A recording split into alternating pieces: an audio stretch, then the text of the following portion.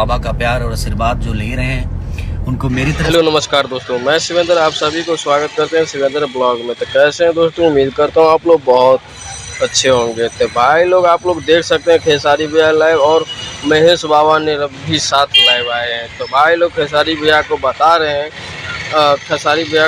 महेश बाबा कि मैं पवन भैया का न्यूज़ नहीं बनाऊंगा, चाहे उसके लिए कुछ भी करना पड़ जाए। तो भाई लोग बोल रहे हैं कि खेसारी भैया कि थोड़ा पवन सिंह के लिए भी बना दो, उसका भी न्यूज़ चले। अच्छा तो भाई लोग को बता दूं कि महेश बाबा तो हारगट नहीं करेगा, क्योंकि जिसका वो ठान लेता है वही करता है, उसको मन में जो चलता है वही करते हैं, क्योंकि वो अपने अच्छाई के साथ देना चाहते हैं और बुराई के साथ नहीं देना चाहते। तो भाई लोग ऐसे ही वीडियो देखने के लिए आप लोग मेरे चैनल को सब्सक्राइब करके रखें और ऐसे ही देखते रहिए शिवेंद्र ब्लॉग।